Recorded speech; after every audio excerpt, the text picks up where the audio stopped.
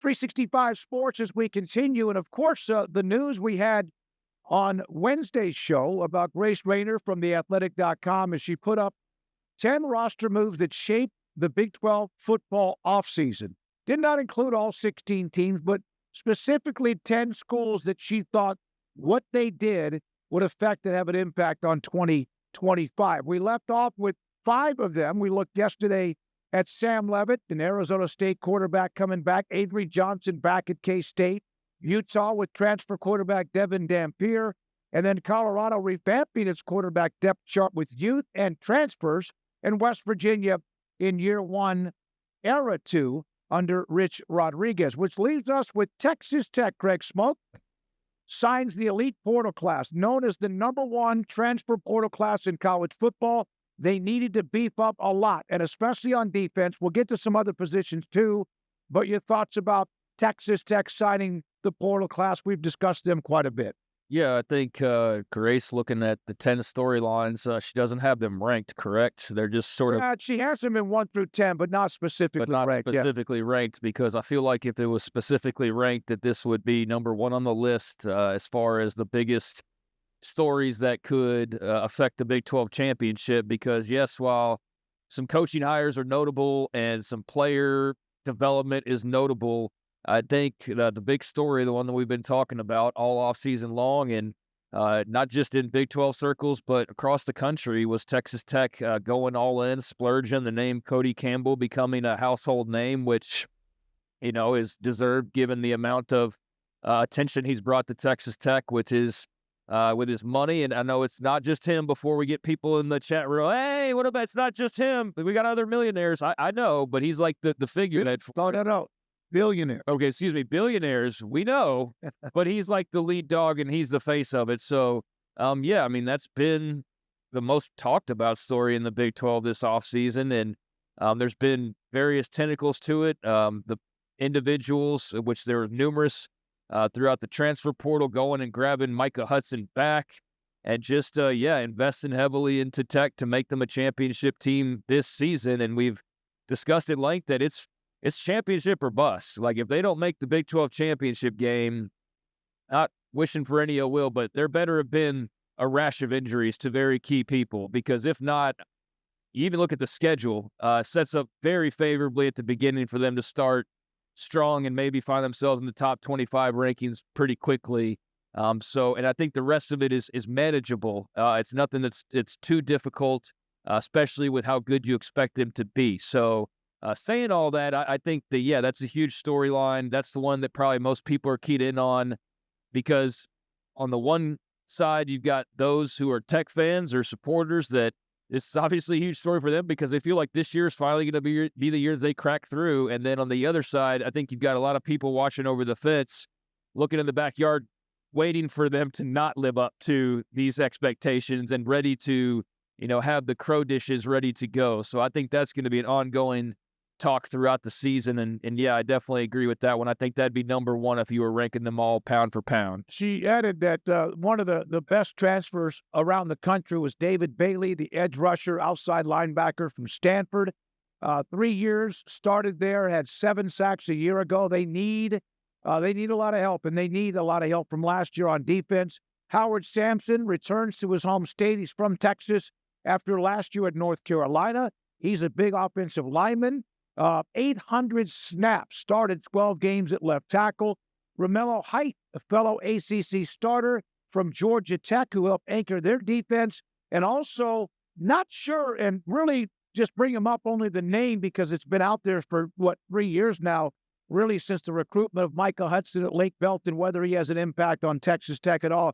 Until he does, I think even he would rather his name not be mentioned, or even Tech fans mention, until Micah shows that he's worthy of anywhere close to that 5-star rating out of Lake Belton High School. I think he's had plenty of talk for the last year plus. Now it's time to walk. And so, I don't think there needs to be any hyping up or over estimating expectations, over projecting anything with him. I think they just need to let him find his stride, and they will, and then it's ultimately up to him to be able to continue that and go make the most of his opportunity. And you would think his last opportunity, certainly in Lubbock, and I know there's probably a smaller school that if this doesn't work out again, that there will be people to take a chance on his talent. But I think it's just key for him in life to find a place to settle in, not knowing much about him personally or anything, but just he's moved around a lot, and there's been a lot of talk in a year and change. So if he can explode onto the map and be that 5-star talent that they've obviously pursued now twice over, and invested in, then that would be great news. They've got other really good skill guys. I mean, Coy Aiken is some guy that is somebody that comes to mind immediately. So I think, skill-wise, they should be pretty good, but Micah Hudson could put them over the top. And then, yeah, I mean, they went and got some pass rushers. They got some D linemen. Lee Hunter from UCF's another one that was a big investment, a big get for them. So there's really not any excuses. And that's why I think that everybody embraces the idea that, like, yeah, it's championship or bust for them. And all eyes are on Lubbock, I think, heading into this season. Joey said the thing about, the Big 12 runs through Lubbock, and ate some crow for that because that didn't turn out to be the case whatsoever.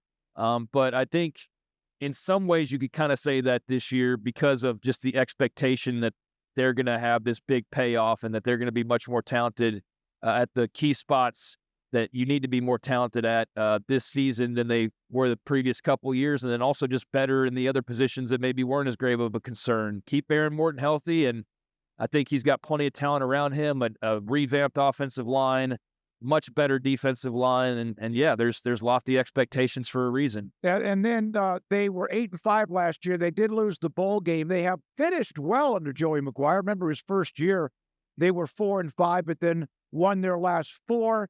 They've been right there, just above 500, and now the game they win the extra game or two and get that maybe to a 10-win season or better. The expectations are incredibly high. Also, from Grace Rayner from theathletic.com, Oklahoma State, which was among the top, I would say, 5 biggest disappointments in college football, not in the Big 12. In all of college football, they were just a train wreck.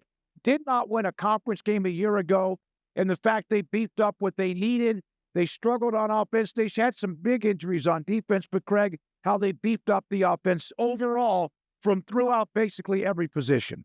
Yeah, and I think going back to Tech real quick, just to summarize them, the easiest way to say that would be, do their investments pay off, right? Like, that's the story for Texas Tech. Does the investment and the transfer portal pay off? And if it does, and they've got a lot of wins in store and maybe some championships. For Oklahoma State, does their retooling pay off, I guess, offensively? Yeah, I mean, Mike Gundy, weird to see him in a position of vulnerability. There's been hiccups along the way, but last year was just so unforeseen, and we've had Oklahoma State writers on, and they were even surprised by it. So if the coaches are surprised by it, and the reporters that are there every day were surprised by it, and then of course the general outside world was surprised by it, that led to a lot of, I think, confusion about what went wrong and how did this possibly go wrong and how did they fumble this so badly, going from preseason conference contender certainly and one of the favorites to just clearly the worst team in the league last year. I mean, not a single win in the Big 12. That's insane when you still think about it. They went 0-9 in the Big 12 last year. Gundy's history, he had never, no, they had a ward or two of a season, but he had never won less than 3 conference games when he was at Oklahoma State in the Big 12. So that just went so off the rails. And, we talked to Alan Bowman after the fact and various others. And yeah, I still think they're kind of trying to wrap their head around how that went so poorly a year ago. So yeah, they've made some moves. Obviously, they've had a quarterback competition ongoing. Haas Haney up there. You've got other Flores as well. So we'll see how all that shakes out ultimately. But yeah, I think this is about your coaching hires and whether those end up working out the way that you hoped. And yeah, did you change for the better, or is this like the end of the road? Really, I think for Mike Gundy, that you start to have that conversation, because if it doesn't rebound in a big way, then where do you turn? Yeah. You can't turn around and go, well, let's go get some new coordinators. Like, well, you've done that now. Well, let's go get better players. Why are they going to come here if you've had 2 bad years in a row? And you're looking like a coach who's now on the hot seat. So this is a crucial year for them. And just not only the present, but the future.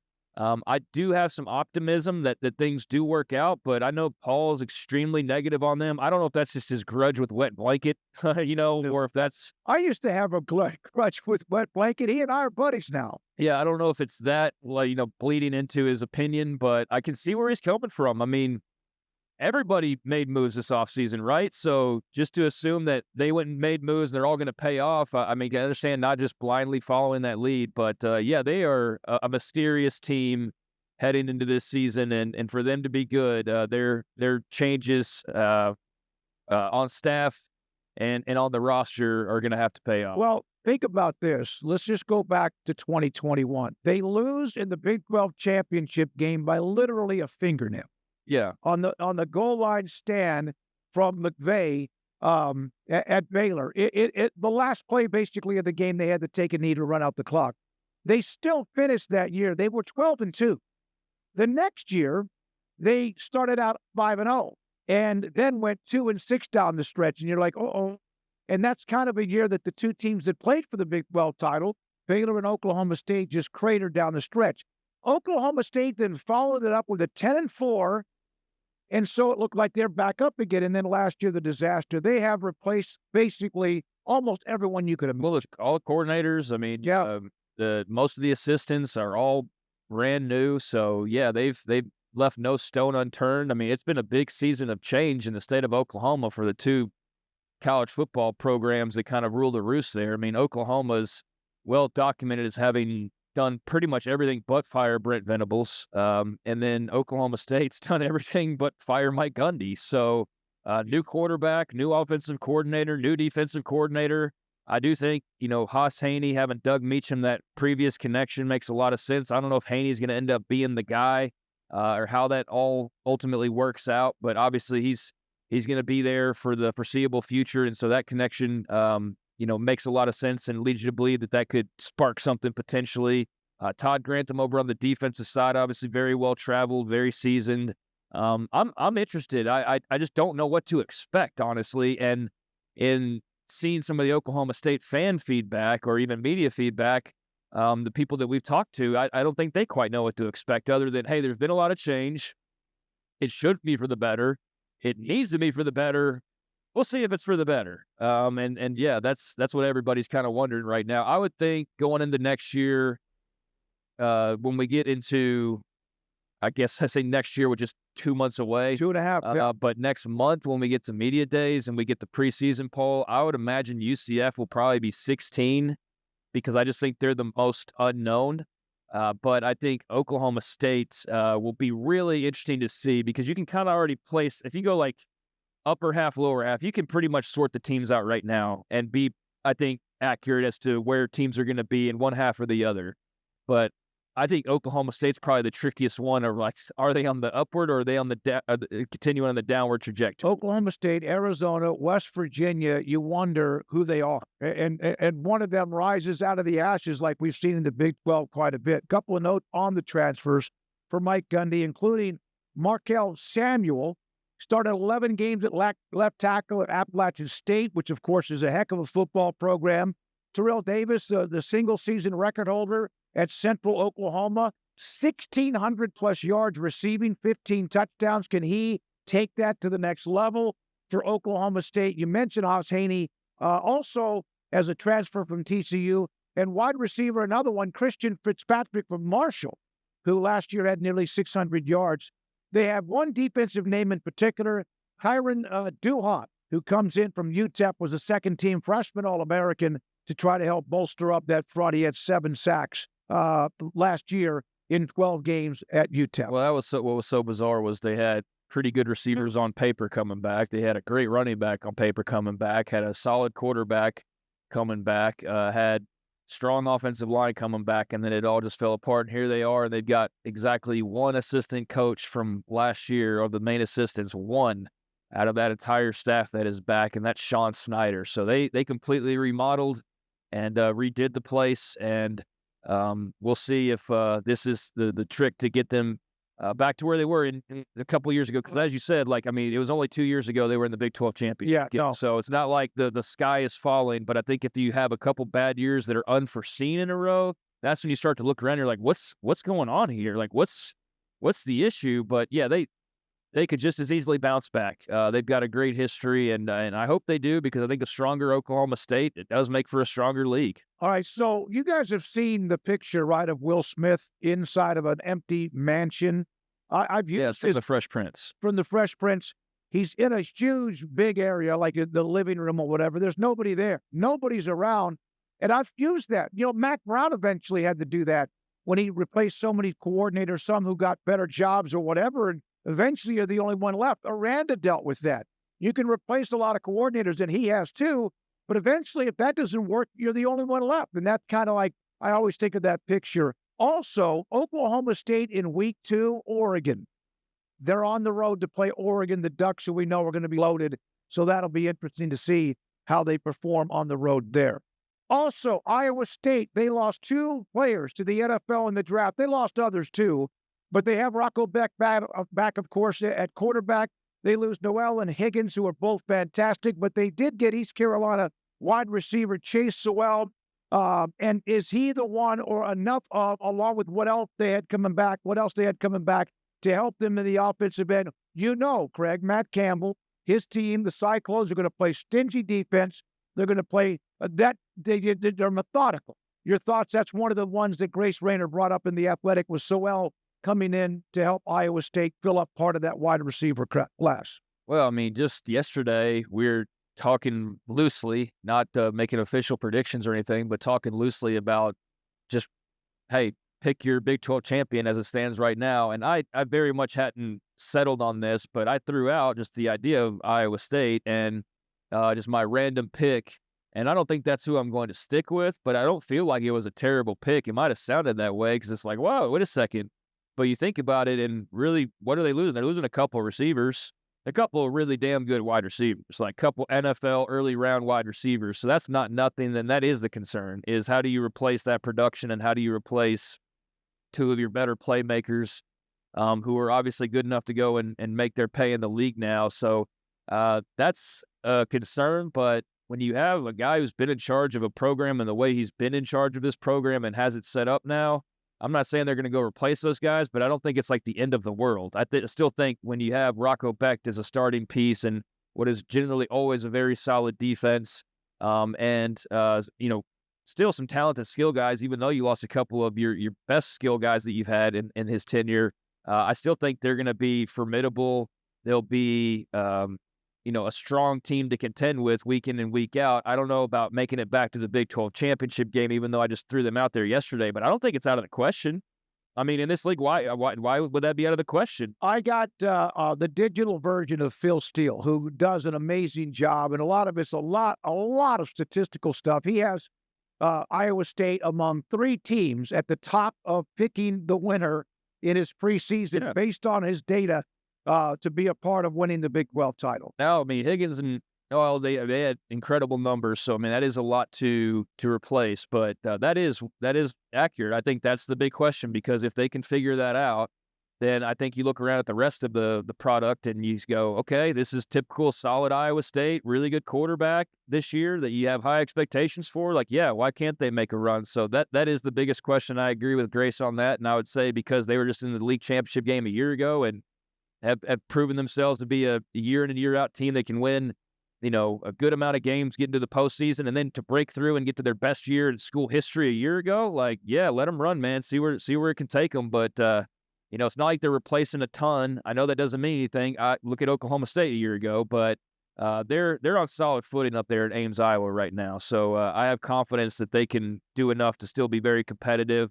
But those are big shoes that those 2 guys left. First ever, and we've discussed this, but first ever double-digit win season in 130-plus years of Iowa State football. They started last year 7-0, lost to Tech and then KU, but finished, despite the loss to Arizona State for the Big 12 title, they beat Miami in the game where Cam Ward played a half, but they beat Miami to win the bowl game. So there we are with Iowa State. They have that game, though, that gets 2 of their first 3 games. In Dublin, Ireland against Kansas State, a great rival in Farmageddon. And then 2 weeks later, or whenever, the 3rd game of the year, they take on the Cyclones, which is going to be a slobber knocker in their third, the Cyclones and Hawkeyes in their third game of the year. One thing about their Big 12 schedule, their first outside of K-State, which is a hell of a game, Arizona, Cincinnati, and Colorado, once they get back into conference play, not saying we don't know about any of them, but that does appear to give them a chance to perhaps, especially if they can win that opening game with K-State, to get off to a really, really nice start. Now, Arizona, man, they weren't very good last year. They had Jed Fish leave at the last second for Washington. Brent Brennan came in. Noah Fafita just did not. His touchdown to interception ratio went from 25 touchdowns, 6 picks in 23 to like 12 and 8 last year. Or 18 and 12 last year. It was bad. So they also need, Fafita is back. They feel like they've brought in some wide receivers, but one of the key adds for them, Craig, was Ishmael Mahdi, who we, of course, have talked about quite a bit, the young man who transferred in after being a part of Texas State. They need an early boost because last year was such a disappointment. Well, yeah, I mean, last year they also got thrown the loop right away of Ja'Cory Krosky-Merritt being deemed ineligible, right? Yep. So there was your guy who you're expecting to be one of your star players and your starting running back and be a really nice producer for you, and he's suddenly completely taken off, not because of injury, but because of the academic question marks about where he was in the midst of all that. It was very confusing. I'm trying to think about the details of it, not that they matter now, but I mean, that was something that they weren't expecting. That was a wrench thrown into their plans right there at the outset.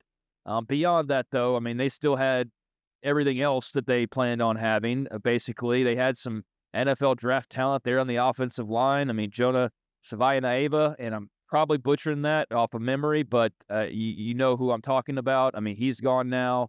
Tetero McMillan obviously is gone now. They lost a couple of really good players in the transfer portal, like name guys that people will recognize, like Jacob Manu and Gunnar Maldonado. And Manu went to Washington to rejoin with Fish and Maldonado. Great safety addition there for K-State. And there were others. They brought in a ton of guys as well, as everybody does the same balancing act there. But yeah, they're a big question mark. And I know we were going to talk to Brent Brennan just a little while ago, but he is one of those guys that you see on the coaching hot seat list for just the overall country. And I think when you talk about the Big 12 heading into this year, there's not a lot of jobs that you really go like, that one could get dicey, but that's the one you point to, I think. And you go, yeah, that's the one that could probably change this season if things don't go better for Brent Brennan in year number 2. So what's the is it just Mahdi's like the big question? Can he be a producer? So would need some help at running back because of who they lost.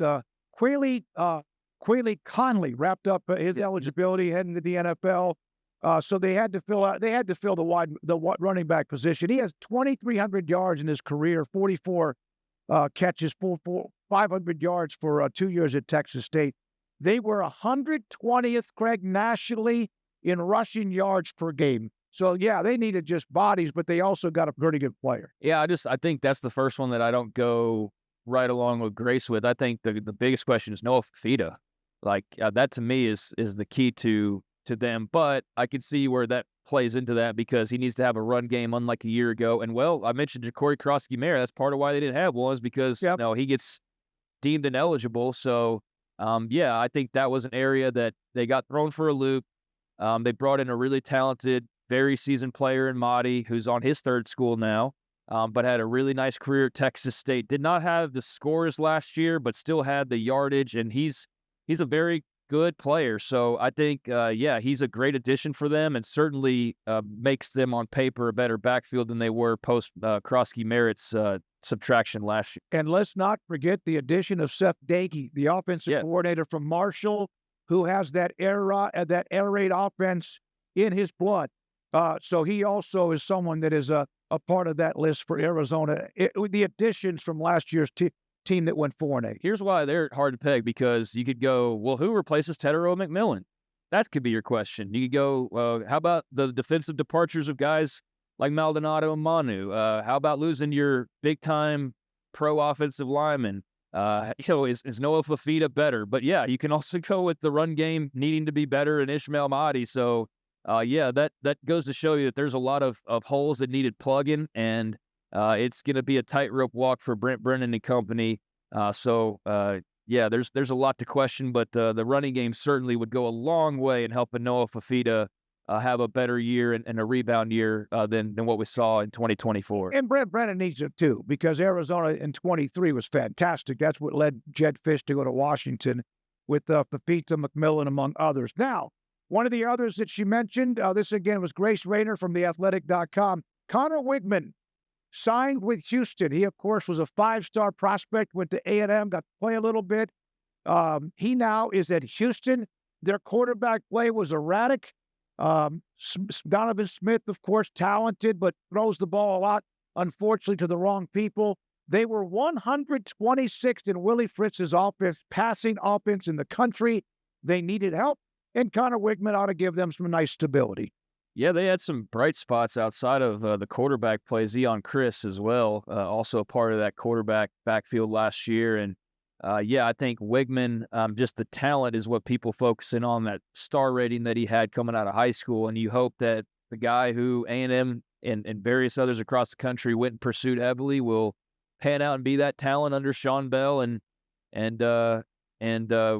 Willie Fritz. And so, yeah, I think that's definitely the key for Houston. You know they're going to have a good defense, although they just lost their coordinator, right? So that was a big get for Texas Tech. And I think that also adds some other questions for Houston. But certainly most people are going to start at quarterback. And when you brought in a big name, a talented player who a lot of people wanted just a couple years ago, you have high hopes that he can not only be an improvement, he has to be an improvement, but can be a great improvement on the way you've seen the position go the last couple of years, where, with all due respect, it's just been very erratic and has cost them games, specifically has cost them games in some circumstances. So, yeah, Wigman at Houston is definitely one of the more interesting individual moves and player acquisitions that could have a big impact across not only that team, but also the way the rest of the league falls. Fitz also brought in a handful of players around him. I said Fritz, didn't I? Listen. Okay, I'm sorry.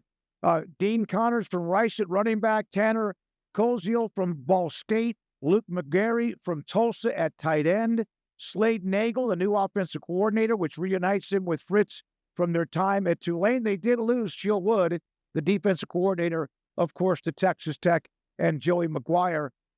When you look at the Big 12, a team like Houston or 2 or 3 of the other ones we've discussed over the last couple of days, you never know. I mean, you get on the right side of a schedule and you get a little bit of heat, in a place that you didn't know you were going to be that good. And, man, things can change quite a bit. I'm going to look at real quickly Houston and their schedule and how they start with what they start with. Their opening game this year will be Stephen F. Austin. Hey, I'm Axum Jacks all the way. I went there. But Rice, Colorado, 3rd game at home. Then Oregon State on the road, which could be dicey. Then they eventually hit the meet with Texas Tech in their 5th game. They have a chance by getting a little bit better and maybe much better in a couple other places to be able to have a chance to get off to a good start. But having Colorado, who we don't know much about because of their changes, in week number 3 ought to be interesting. Yeah, I mean, they're a wild card. I don't know what to expect. I do think they should be better at quarterback. They should be more competent at generally just executing the offense and the way they run that offense. And then defense, I do think there's questions when you lose a guy of Shieldwood's caliber, but I also know Willie Fritz wasn't just, here, you do everything. It's not like he doesn't know what he's doing and doesn't have others involved. So, yeah, I think that the coaching part of it, I'm not super concerned about, no matter what they lost or how talented those people may be. I think, Willie Fritz is a guy who you trust is going to have the right people in the right places, but can the talent go and execute that, specifically at quarterback? Yeah, that will be the big question, whether they take a big step forward or whether they kind of reside where they were. But they are a team full of question marks. We've gone over most of them. I mean, everybody's got question marks to some extent. And with this league being as even as it is, I mean, that could be the difference in finishing 12th or finishing like 4th. So, yeah, they're a team that I think you have optimism about, but you're not going too crazy over the moon with it. Yeah, with Willie Fritz and his history, with what he's done elsewhere, you expect them to improve dramatically. Anytime that year 2 in a coaching staff, unless it was a mess when they got there, to improve, he's always won. So he kind of knows what he's doing. As you know. So ought to be interesting to see what happens. He was good at Sam Houston State. He was good at Georgia Southern, and he was good at Tulane. So now Houston hoping that turns into being good as well with this year. And the Wigman pickup does give them a little like, okay, we got this. Now can we just play well around the horn? All right, we have gone through the top 10 according, and that may not particular order with Grace Rayner from theathletic.com. 16 teams. She picked the 10 biggest roster moves and adjustments during the offseason. Hope you've enjoyed that and more with 365 Sports. All right.